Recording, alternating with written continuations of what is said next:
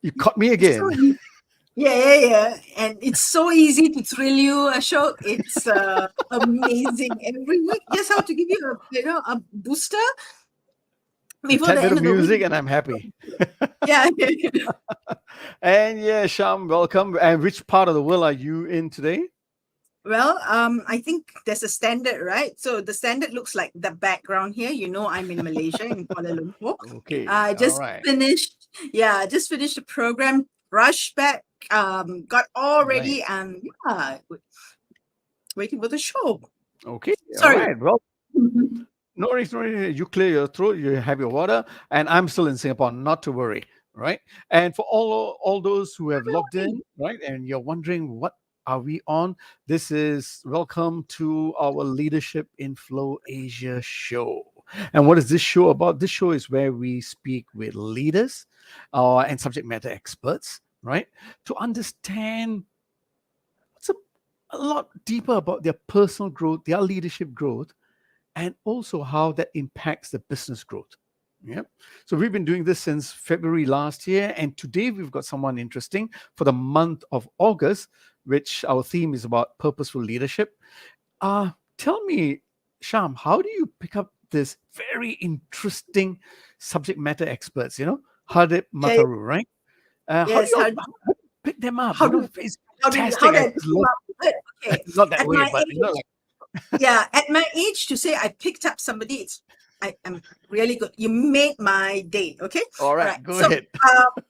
Would you believe it? We met while queuing for coffee, and we got into a conversation because he's a very gracious gentleman, and he turned around and said, hello, and that's it. We started the conversation, and by the time we got to the end where the coffee, it was our turn. I decided that this is a conversation that we need to have in our show, because it is a conversation that's very happening, not because it's trendy, but I think it's a challenge that many organizations and leaders are having right now around what to do with our space. How do we think about people? Are they working in are we going to get them all back to the office? Are we going hybrid? And then you have all the conflicts that's happening, the drama.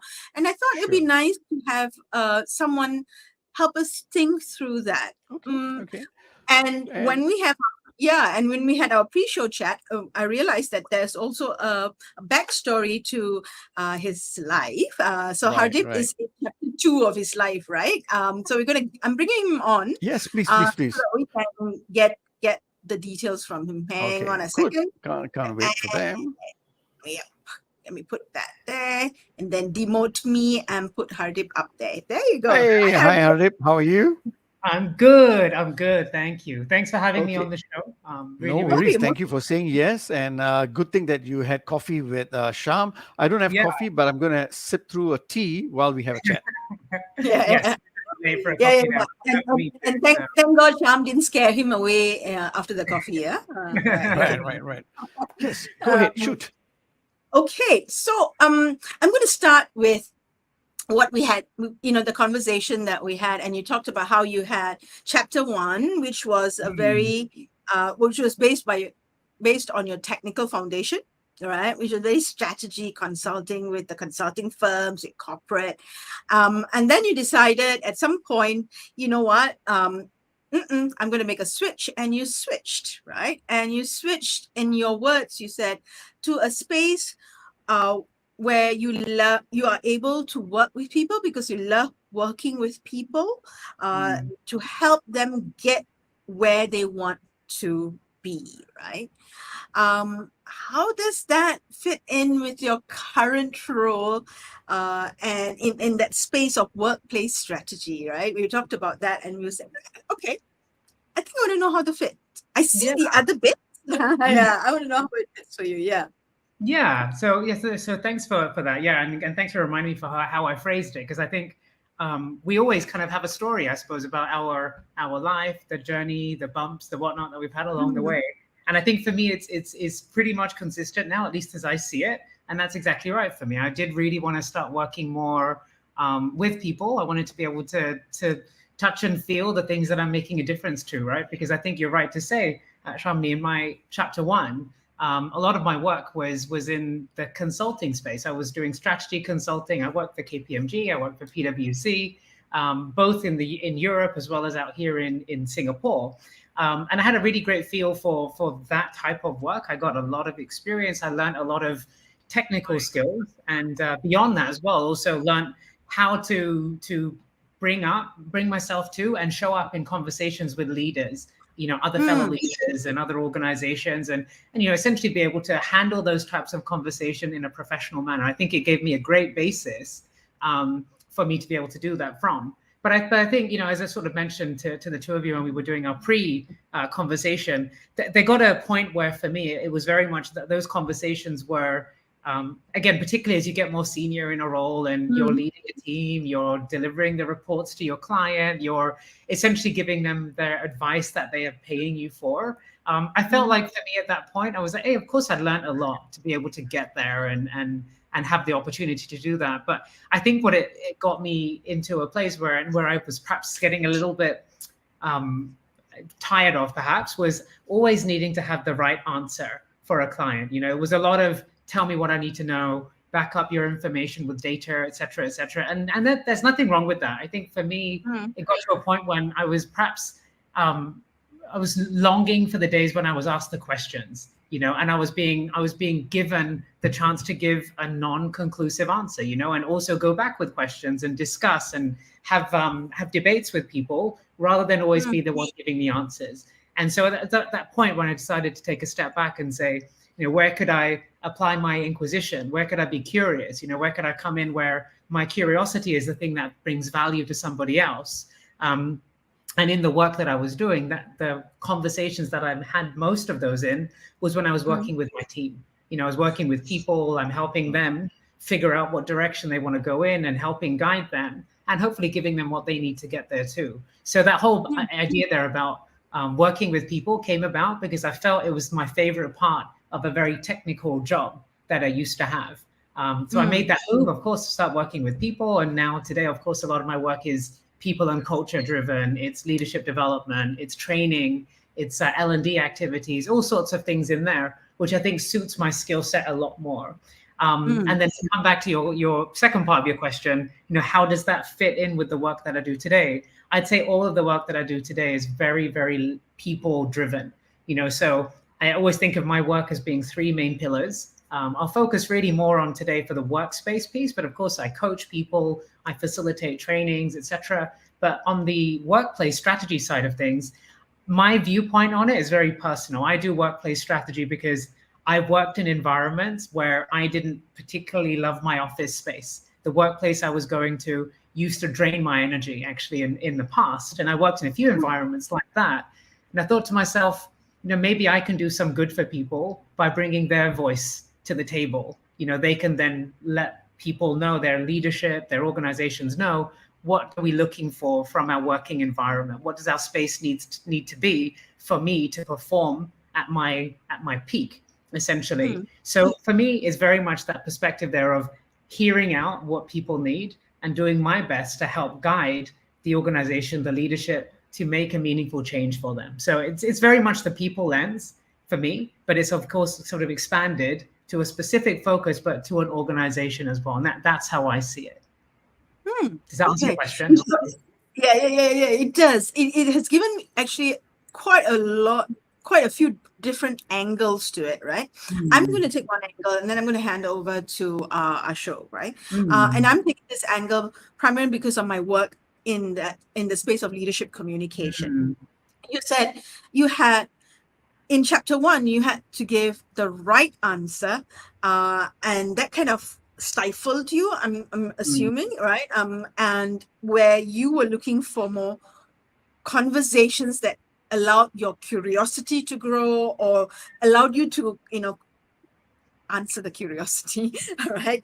Or inquire, expand, and challenge your mindset, right? Now here's the thing. We live in a space or in a region where the right answer seems to be something that is very important to people. It's very important. I get asked this a lot in sessions. And I'm talking about leaders at senior level, right down to individual contributors. What if I don't have the right answer?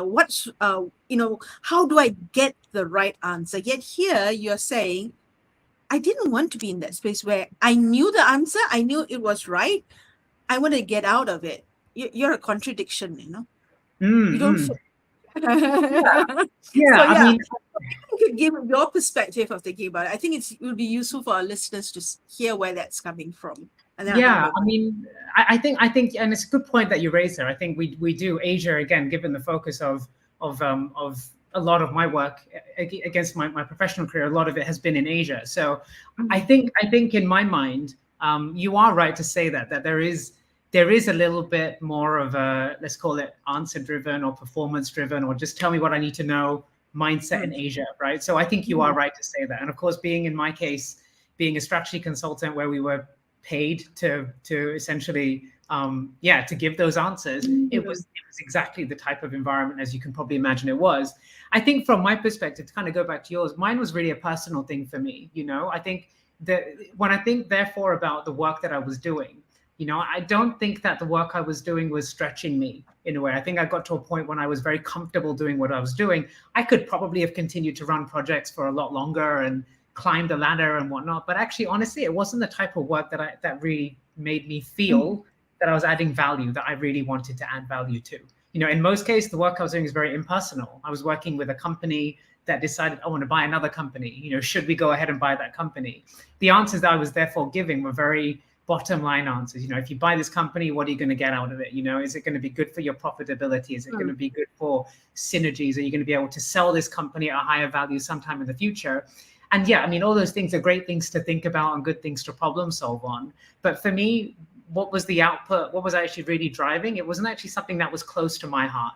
For me, it was helping organization make more money, and there's nothing wrong with that. It's just, for me, it wasn't where I can really see what benefits are we really creating here? What value am I really creating? Whereas when I work with people, I'm finding that value I create, I can see it. I get to see if someone, for example, one day comes in and they feel a little bit lost, they're not so quite clear on the direction they're going in.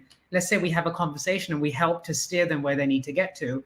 Gradually that person becomes a lot more purpose driven. That person then becomes clearer what direction they want to go in their own lives. That's the kind of thing I can see and say, hey, I'm proud to have been a part of that, and a huge amount of that actually comes from being able to ask the question, right? And I think the two things kind of stack aligned with each other. It's the having a more inquisitive nature, but using it in a way that I could touch and feel the value that I'm bringing to the table. And that's really where I come about it from my perspective. Brilliant. Thank you. Ashok, over to you.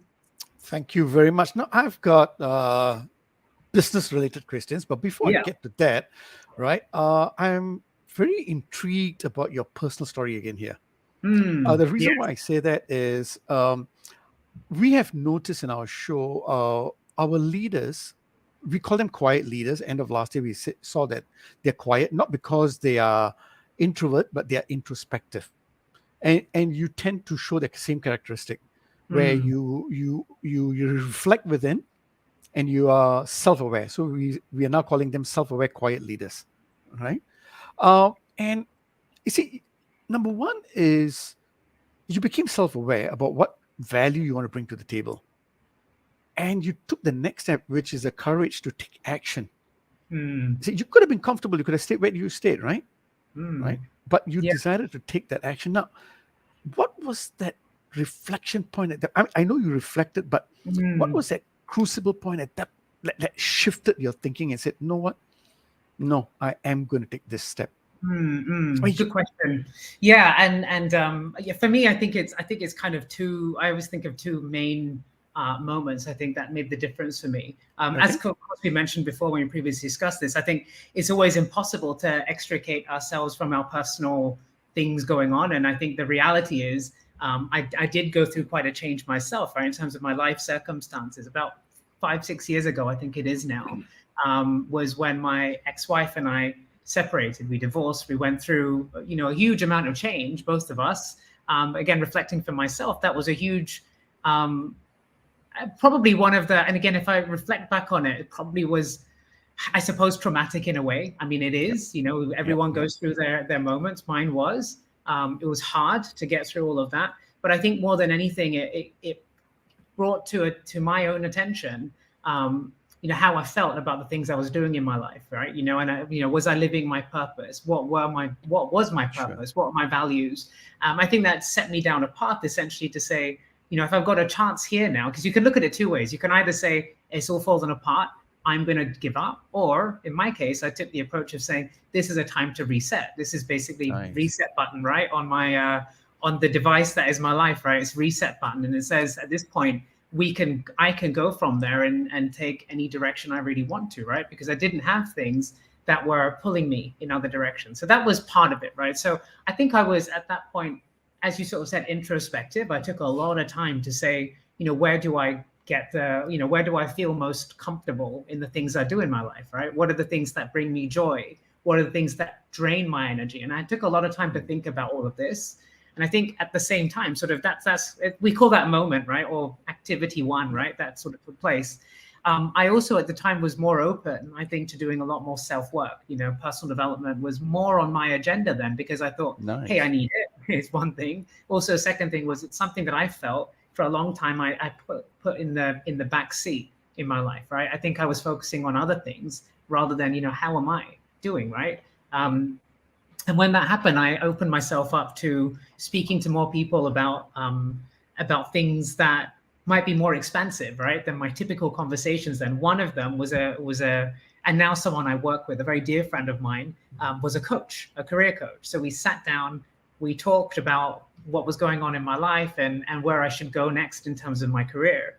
And I remember she asked me a good question. She said, her question to me was, do I find it interesting that I took risks in many aspects of my life, which is true, but I didn't with career. I played it very safe, and I couldn't get that question out of my head when she made that point to me. And I still I remind her of this to this day and say it was because of you I made a step, which is a great impact she had on my life. And it's funny because she barely remembers asking the question, but for me it really stuck with me, right? I think that's the value of coaching, right? You don't know what it is that's going to stick, and it really did. And like I said, I can remember that question to this day. When she asked that question to me was when I started, in some ways, brought everything together.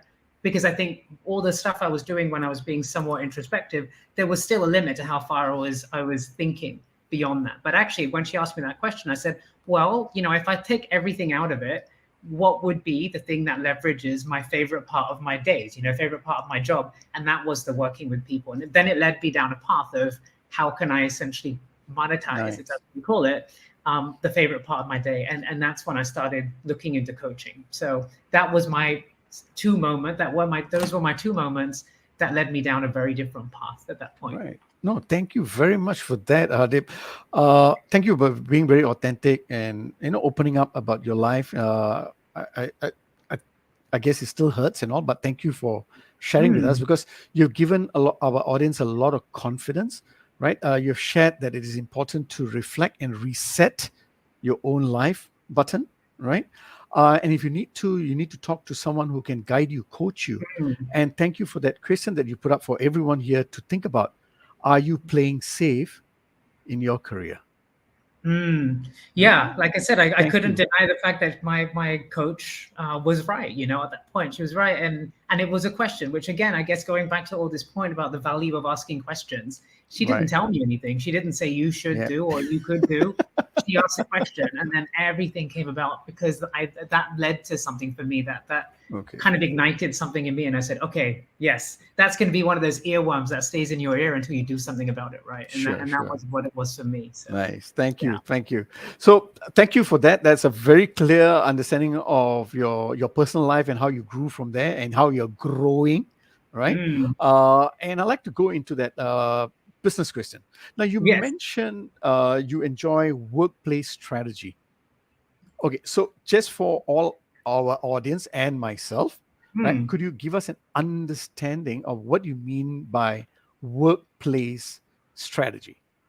Is there a Yeah. definition? So Just so yeah, let us get to a landing page. Yep. yeah. So I guess that there's probably quite a few different definitions out there, but maybe I'll give you No, the yours. way that Tell me yours. the way Yeah. that I see it. Yeah.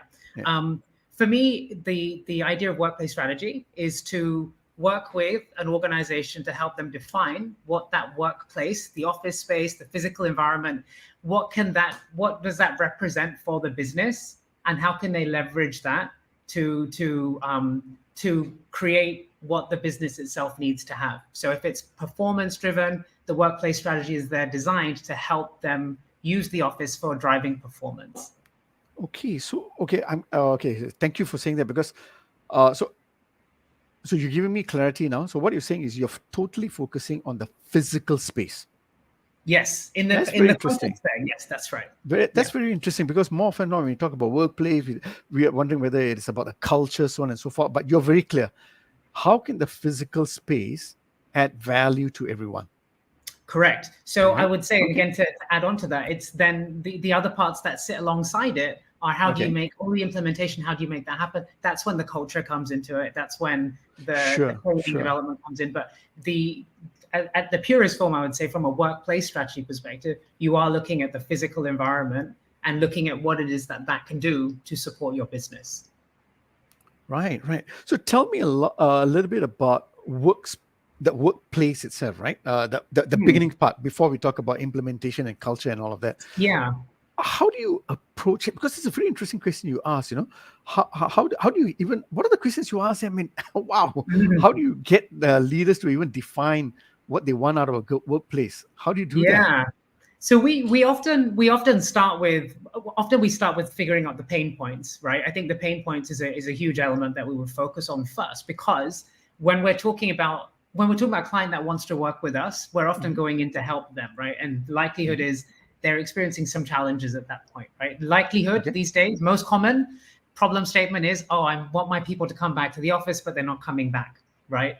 So that's the most Okay. common. Okay. That's the most common problem statement we get today. Okay. And for us, the first few questions we will be asking the leadership is, do you know why people are not coming back? That is the first question we would ask. Do you know why they're not coming back? Do you know what the level of satisfaction is with the office environment today? And again, if they've got information to share with us, we'd start to dig into that. But more importantly, I think at that point is to understand what the current working environment is creating for the business. So our first questions are, again, beyond those things about satisfaction level, it's like, what are people doing when they come to the office? That's an important thing for us to understand. What are some of the problems and pain points that the employees are experiencing when they come in?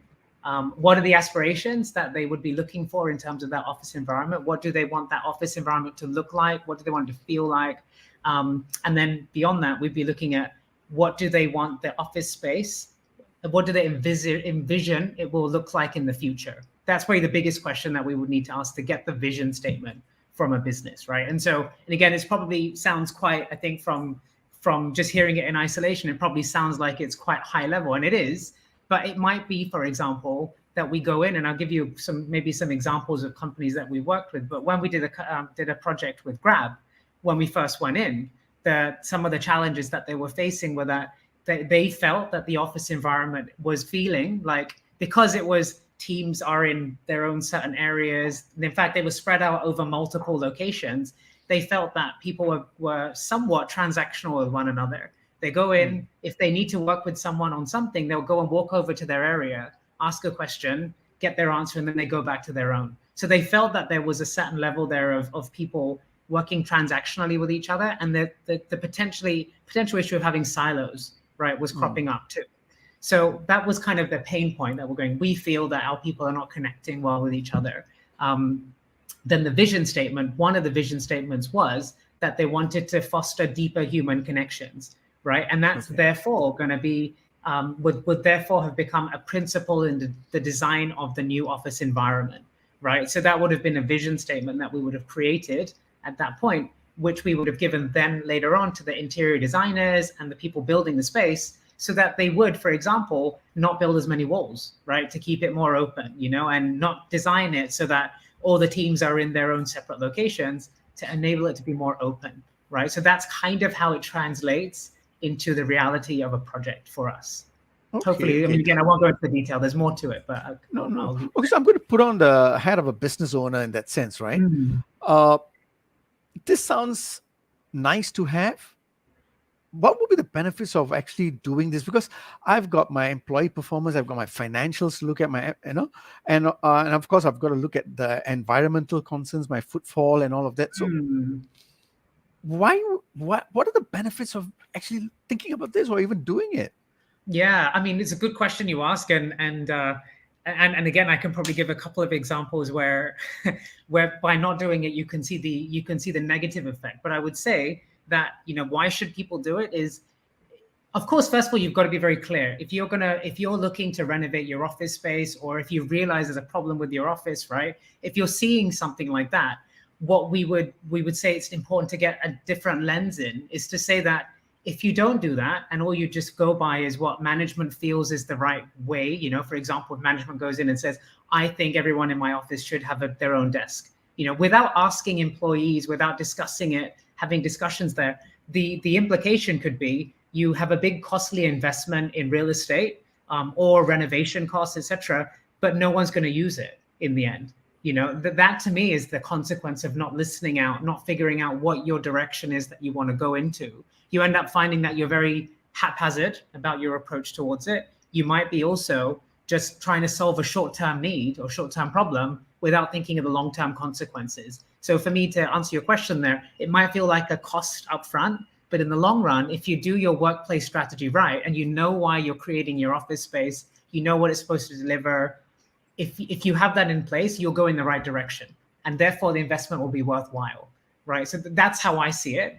And again, to go back to the other point, I've heard of some, and again, it's quite a common Silicon Valley, California type of an issue that I'm hearing these days, where companies out there that have had taken funding over the years, tech firms especially, they may invest in a beautiful office space, in the middle of San Fran somewhere, but then no one shows up, and they'll say, well, we've invested in this beautiful office, we give you coffee every day, we have a free bar, why are people not coming back in? And the chances are it's because they never asked their employees, what do you need? They may have been saying, we don't need a physical office in that area in town. Maybe we need satellite office. Maybe we need something like a co-working space. So again, it's that whole thing there. You can go in a very wrong direction unless you hear out what the problems are that you're trying to solve and be very clear where you're going towards. That's something we've seen a lot over the past few years. Okay, I hear you. I'm still not convinced though, but I hear you. Okay. Yeah. All right. So I'm just going to ask one more question then before I hand over to Sham. So what do then employees look for in a workplace?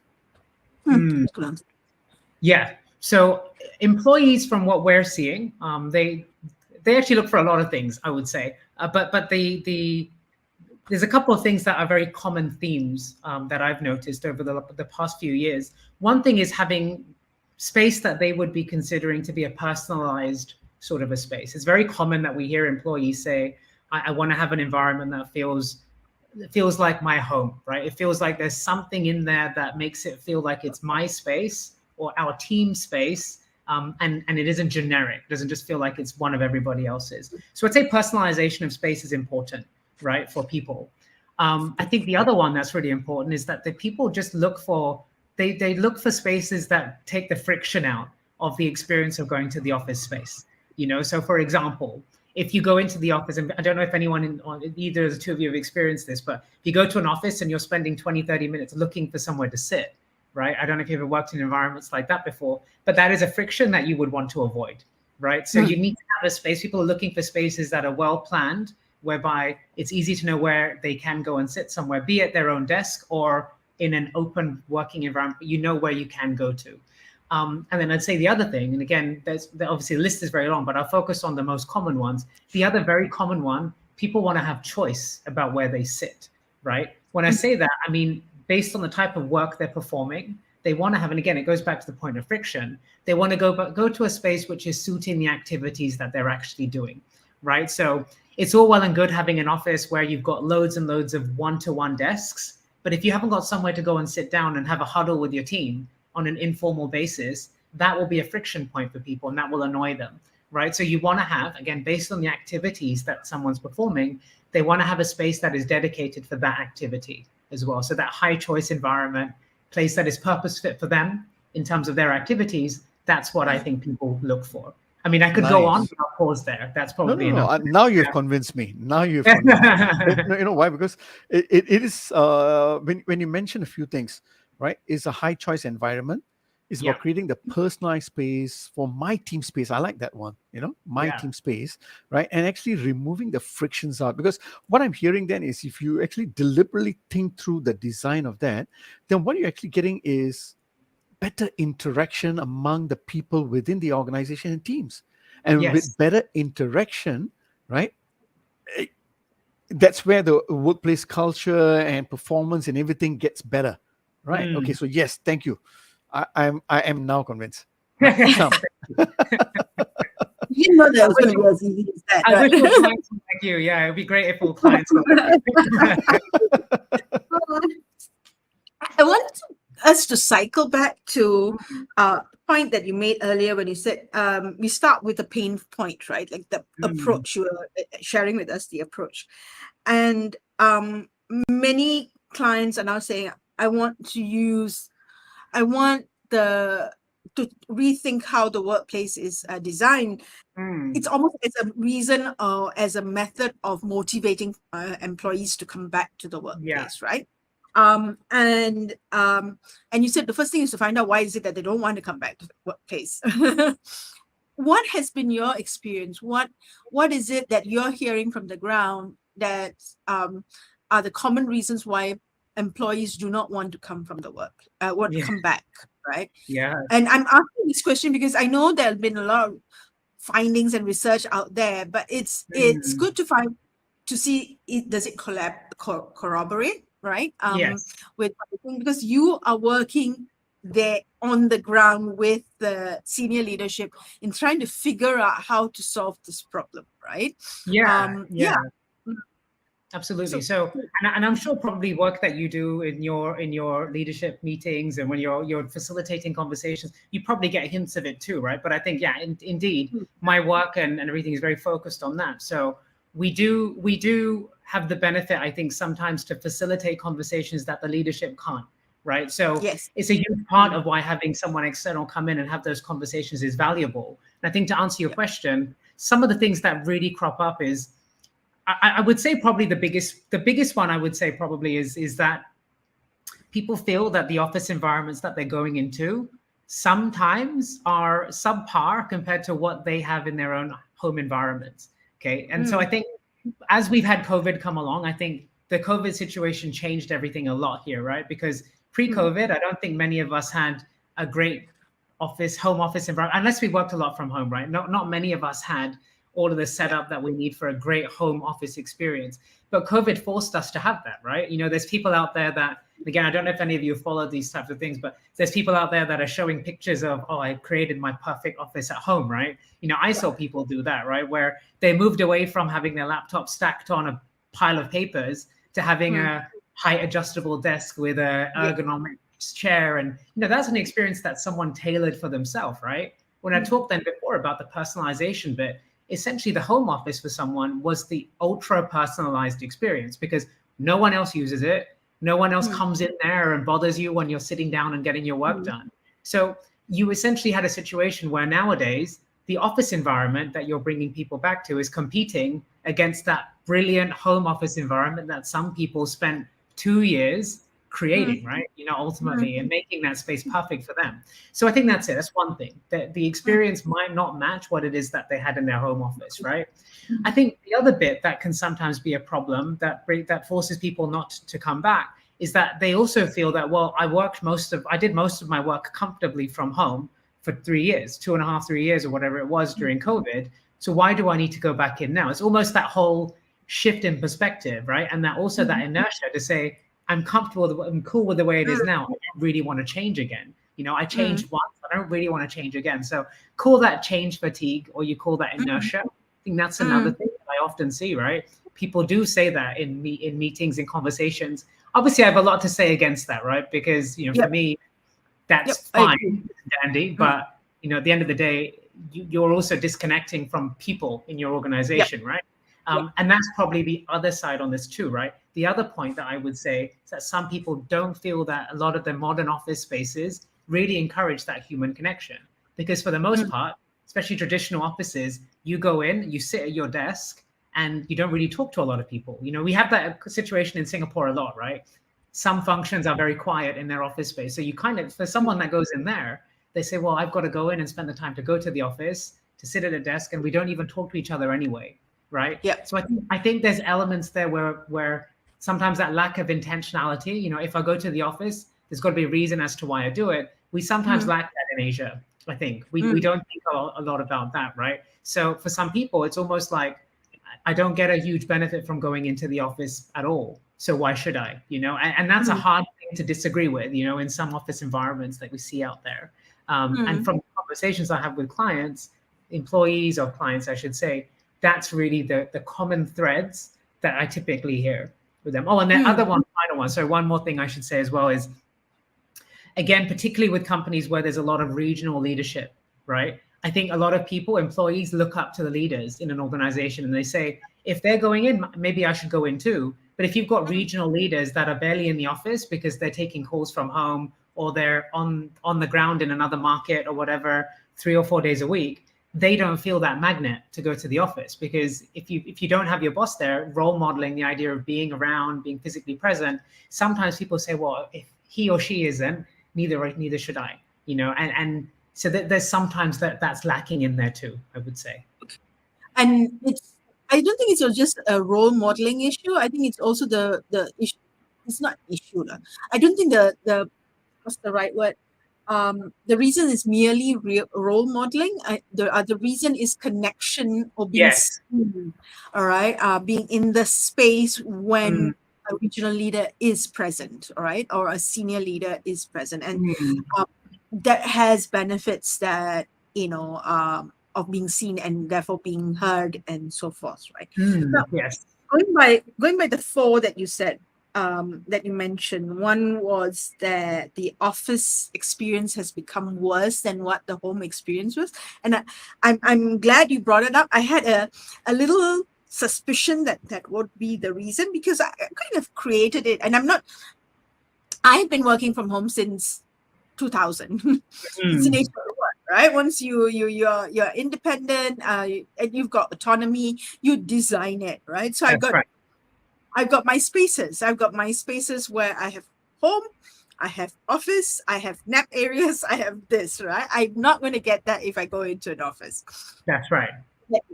Number 2, I'm with you when you said fatigue about I can still do the inertia, or fatigue about having to travel and things like that, right? I don't want to change fatigue. Sorry.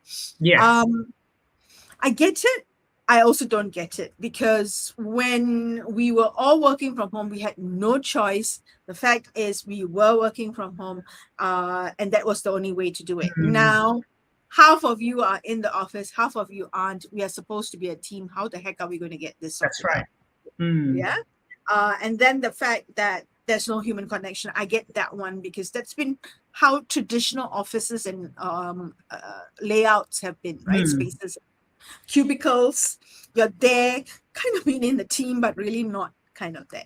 So what if these are the reasons why organizations or leadership, senior leaderships are saying, I don't want, employees are telling leadership, I don't want to come back because of these reasons. What have you seen organizations do that has shifted the tide? That has, made it, this is what's happening now. We've shifted it. People are starting, we're seeing people come back to the, I think one of the things that we're seeing organizations that have, let's say, taken a successful approach towards bringing the office space, making the office space relevant again. I think one of the key steps I've seen that organizations do, we do help clients with doing this, but many do it themselves too, is actually defining what it is that the office is supposed to be delivering, right? So I think, again, depending on organizations, there's many organizations out there where the bulk of the office space could be dedicated, or a huge chunk of it in comparison to pre-COVID could be now dedicated to collaboration, right? Because what's one thing that you can't easily do when you're sitting in your own home office is collaborate, right? So you're offering a space there that actually someone needs to collaborate with their team. You've got a great optimal experience to go to the office rather than stay at home, right? So I think that's one thing, defining what it is that the office space needs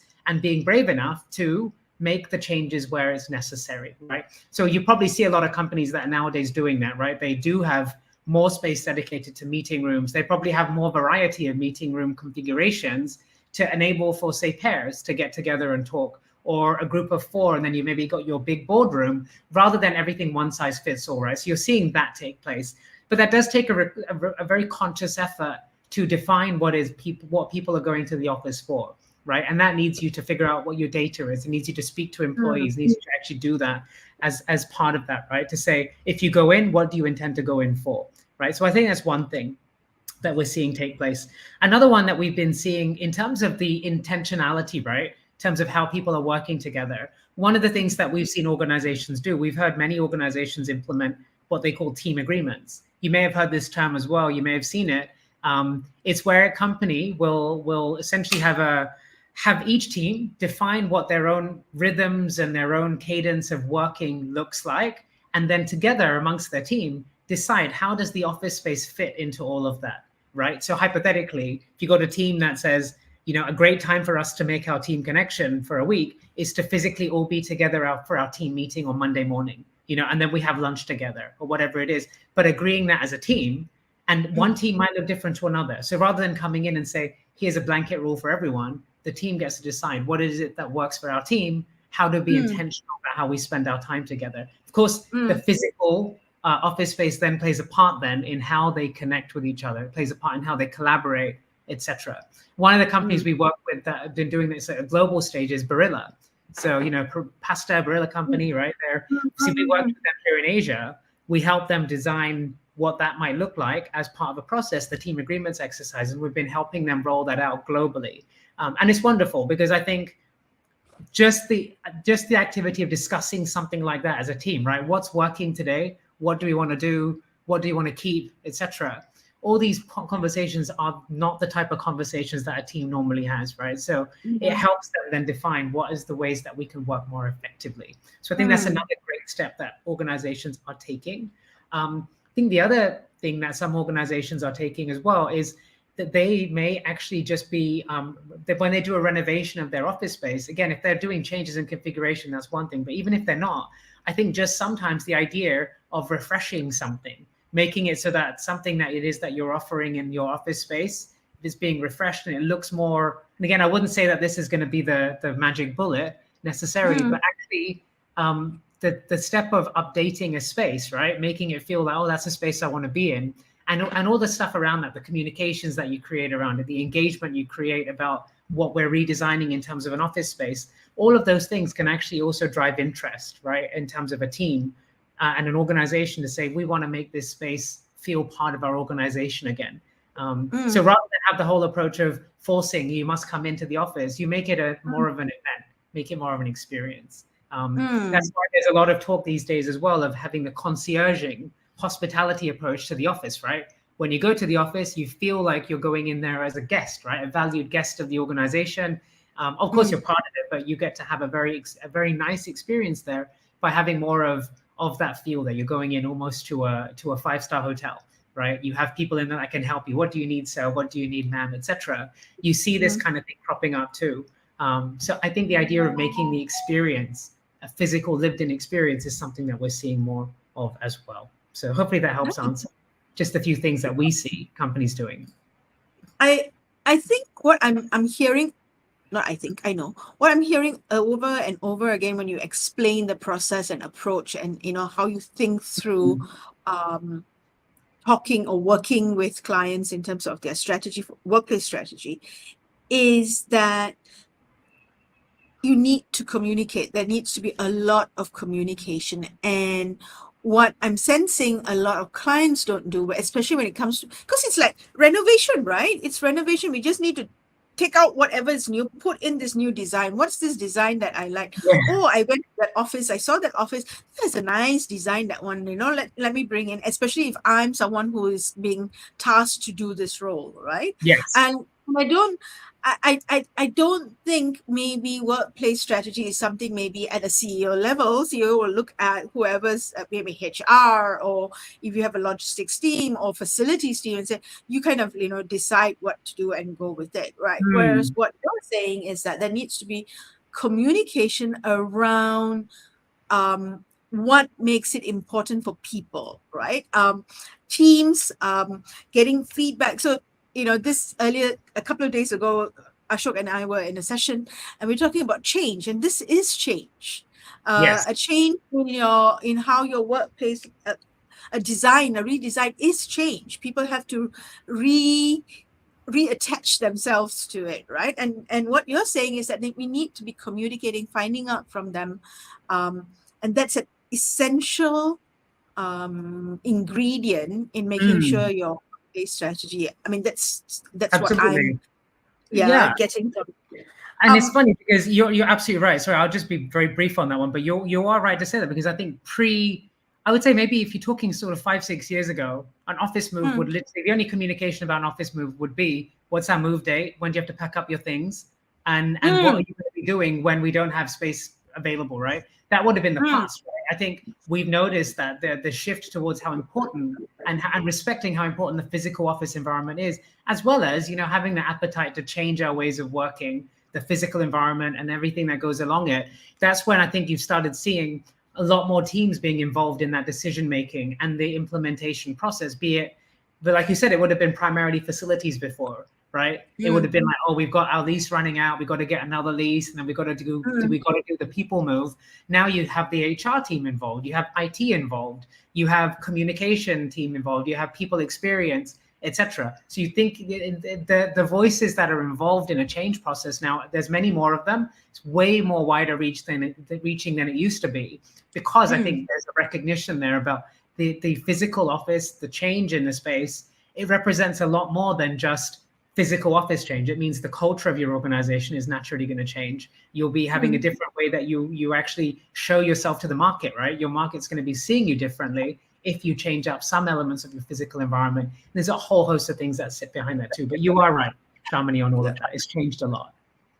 Okay, so let's shift the conversation a little bit, and then I'll pass it on, because I just want to take it on to the other side. So it's like kind of a before and after, right? So before we have anything, we communicate, we find out, right? And from what you said, it seems to be like a pre and post COVID shift. Pre-COVID, never bothered to ask, we ran with it, right? Now, post-COVID, because of what we had experienced during COVID, we're now having to make sure that we have stakeholder management, if you will, in making sure that whatever we're doing, then we roll it out, right? And the office is redesigned, and then what happens? How do we know we've got it?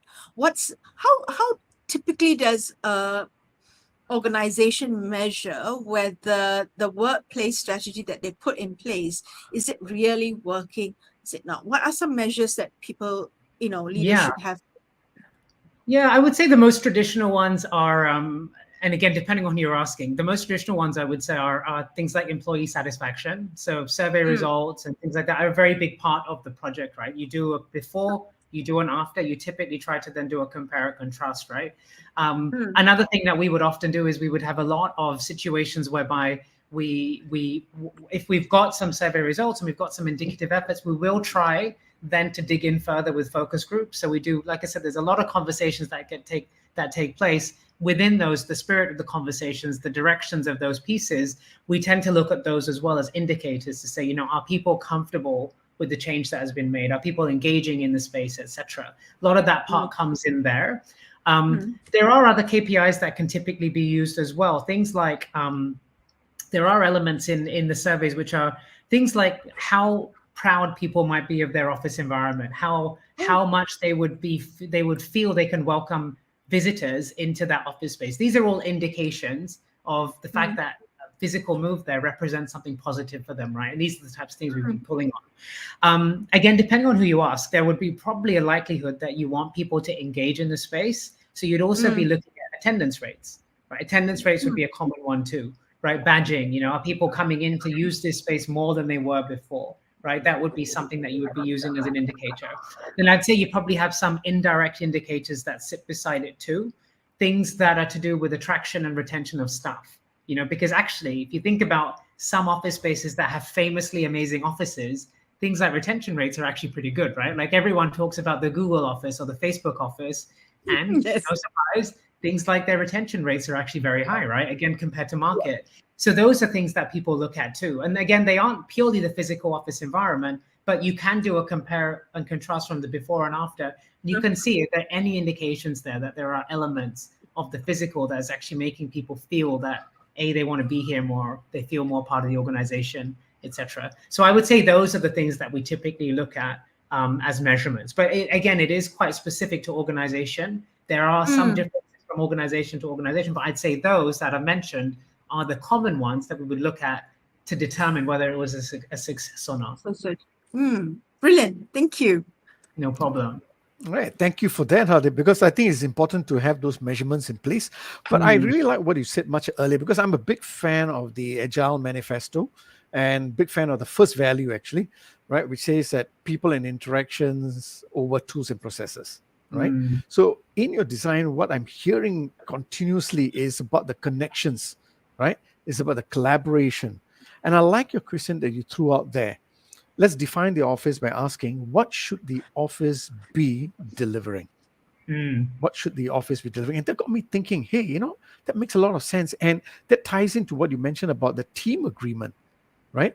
Let the team have a conversation about their own culture or how they want to work, and let them decide how the office should help them be the best team or the better team in that sense, And I like your hospitality approach. So I've learned a lot by just that one question, What should the office be delivering? Now, so in an area where there is limitation in resource, right? Obviously. Yeah. What is the one attribute of designing the workplace that should not be compromised? Yeah, that is funny because that is a very common question. It's not asked in those terms by management, but often it's implied by management, right? Because budgets are always budgets, right? Right. And you do sometimes find there are changes that take place as things go on.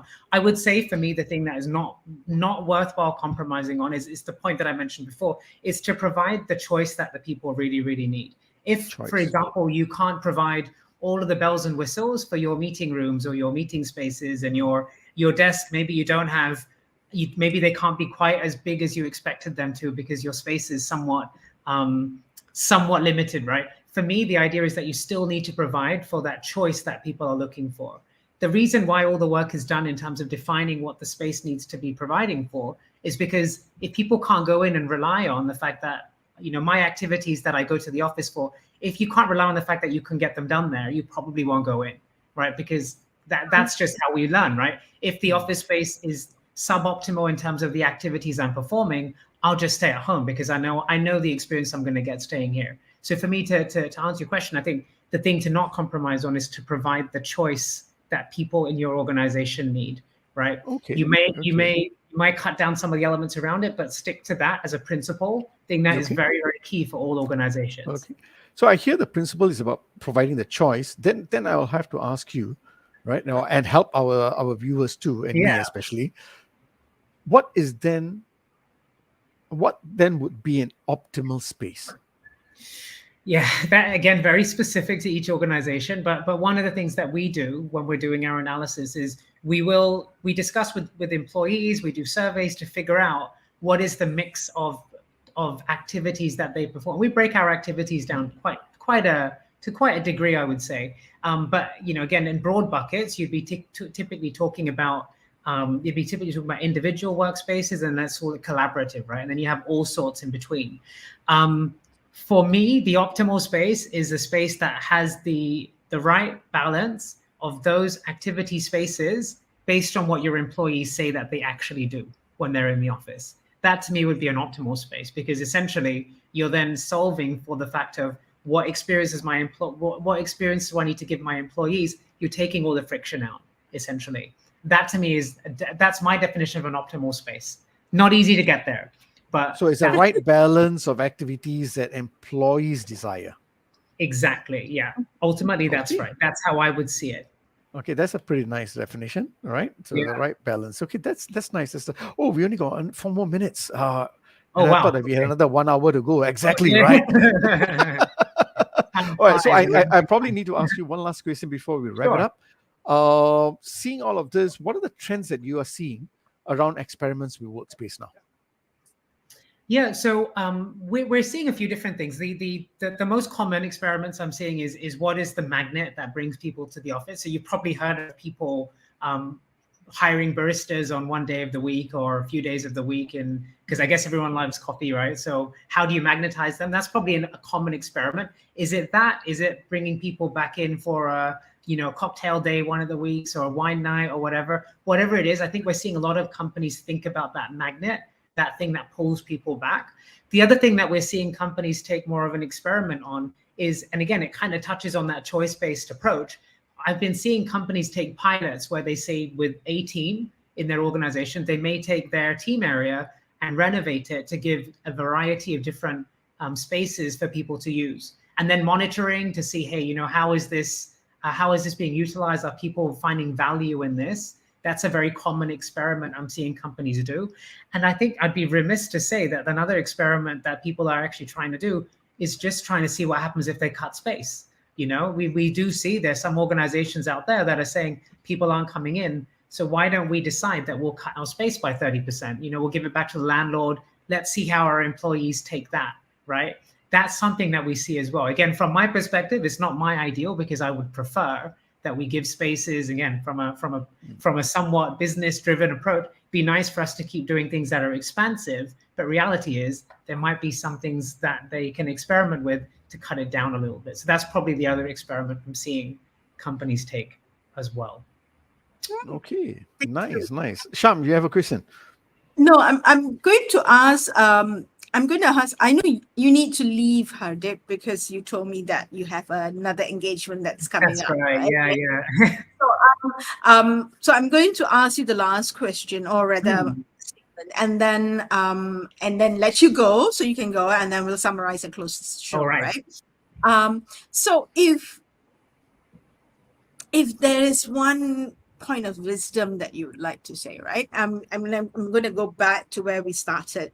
We started with your chapter. We now are at workplace strategy.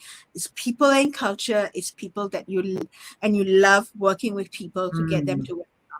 If you were to see, you put the whole thing together, what's your one joy in your new chapter, your chapter 2? My joy. Oh yeah, so much. I think my biggest joy, and someone actually asked me the other day, like, you always enjoy the work that you do these days. Someone said that. It's an observation. Oh, you always seem to really enjoy what you're doing. Always sounds like it's going really well. And actually, for me, the reality is, my biggest joy is that I get to choose to do the work that I really, really enjoy. I get asked to speak on topics I'm genuinely passionate about, find interesting. I say no to projects I feel that I won't grow and develop from. I'm not afraid to say no to a project if I just don't feel that it's going to serve me. And I think, to me, honestly, that is my biggest joy that I've had since I decided to go freelance, right? And yeah, I get to work with people I genuinely love to work with, right? And life's too short to work with people you don't enjoy working with, right? I think we can probably all agree to that. My biggest joys, I think, is that I feel that I have enough autonomy with all the things that I do that it enables me to make those choices. So that's a huge joy for me. And if you'd asked me that same question back in my corporate days, I wouldn't have been able to answer the same way, right? So I'm lucky, I think, that I've made a shift that has gotten me to a place that I feel very comfortable now. And thank you for Nice. sharing that joy with us. Thanks Thank for you asking. very Nice much. question. Yeah, you've kind of given an essence of what makes this show special for Ashok, me, and Malar. And so thank you very much for spending your 1 hour with us today, and also the hour that you spent with us in the pre-show. No problem. And Yeah. sharing your insights and wisdom around how spaces can make or break certain things that, certain decisions that organizations make, and important decisions, right? Especially around people and the place that they spend a lot of time Indeed. of their time in a day. Yeah. Thank Yeah. you. We'll let you fly. Thanks And, for having me. yeah, you're most welcome. You're most Thank you welcome. very much, Adib. We have learned a lot. And Thanks a yeah, lot. we're going to have coffee with you one of these days when Oh, we're yes. all here. Yeah. I love that. Yes. Thank you so much. Take care, everyone. All the very Take best. care. Thank you. Bye-bye. All right. Wow. Okay. Oh, And I wow. didn't know we could talk so much about office space, and it was so exciting. No, really, it makes a lot of sense, And I like the fact Yeah. that you don't come from an authoritative point of view and just think about renovation from your own point of view, but it's really about the team engagement and agreements and designing a place that people want to come back to be proud of. Wow. And I think when you talked about the Agile Manifesto, right, Ashok? The first First value. value. Yeah, repeat that, please. People and interaction over tools and processes.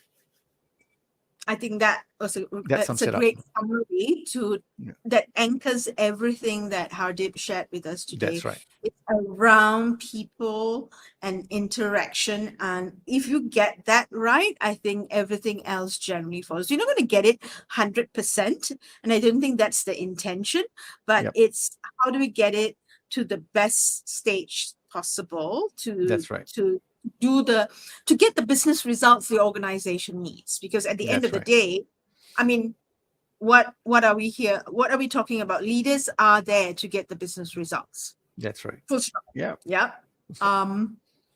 So Yeah. this so I Fantastic thought additional ideas, man. Yeah. this episode was a little bit different from some of the other discussions that we've had. It's a little bit more into the hard, not the hard stuff, but like the furniture. You talk about furniture, right? You're talking about where the walls are, and yeah, it's slightly different. And I think I kind of like it. Yeah, there we go. But he humanized furniture. Nice. Right. Thank you very much for that, Sham. Right. I suggest you have coffee, and please bring in people while you're having coffee, since you're a magnet for attracting people with coffee. Okay. On that note, and On before that we note, press, thank you all for logging in to our show, Leadership in Flow Asia. This is Ashok from Singapore signing off. Until next week, we'll do our summary show for the month of August. yes, and we'll see you then. Same time, same place, ladies and gentlemen. Please come by and join us. Yep. Thank you. Thank you.